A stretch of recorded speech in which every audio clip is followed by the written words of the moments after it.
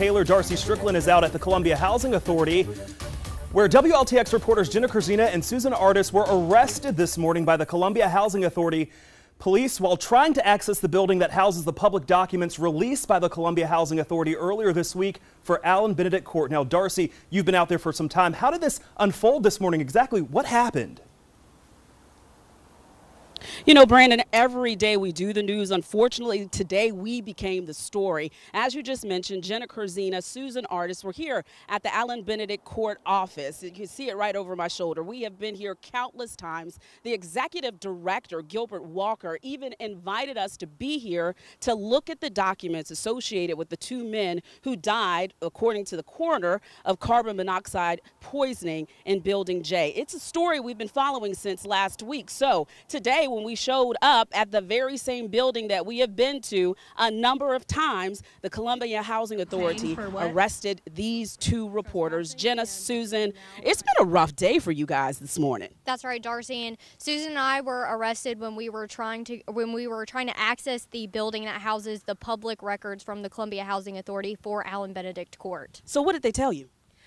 They just told us that we should leave the premises. And why? We weren't really told exactly why, just repeatedly leave the premises. And so once you stated the fact that this was a public building that we had been invited into, how did you go from there to being in handcuffs? We were just told to leave, so we got into the car and we tried to exit, and that is when we were blocked in to what you see right here, this parking lot by the Columbia Housing Authority, told to exit our vehicle, and that's when we were put in handcuffs. So did they do anything else? Did they take your information? Did they take your ID? What happened after that? They did take our license and make photos of our license, driver's license. You know, you've been in news, both of you, for quite some time. Did you ever feel like something like this could happen to you? I mean, I guess, hear stories about it or in school and whatnot, but never actually pictured being arrested when just trying to get answers for the public here. Same. I just have to echo what Jenna said. Hadn't thought of it.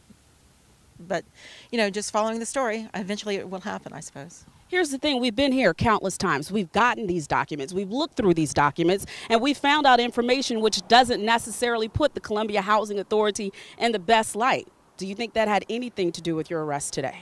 I mean, like you said, we've been out here. We've been able to access those documents. We've been trying to put a database for ourselves to get the correct information and see what's been happening. But, you know, it's hard to say.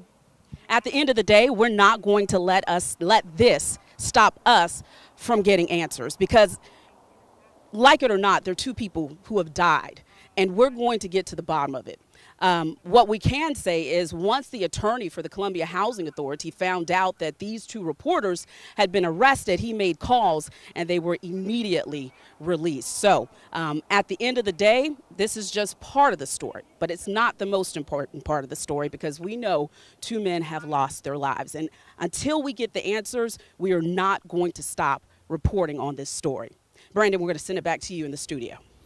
All right. Thank you, Darcy, so much. And again, that's what it is. We're here to ask questions. We're here to show transparency.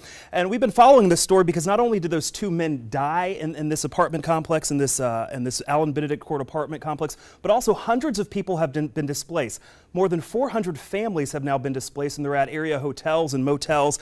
So again, News 19, we are going to be the station that's on your side getting answers. But as you just saw right there, we had two of our reporters. We had Jenna Kurzina and Susan Artis. They were there trying to get information that they have been allowed to get for this past week. But again, as they went today to ask questions, to look at more paperwork, they were arrested, they were detained, and they were later released. But again, you saw Darcy Strickland out there on the scene with them. We will continue to follow up on this story and get answers for you, our viewers, because like I said, WLTX is on your side.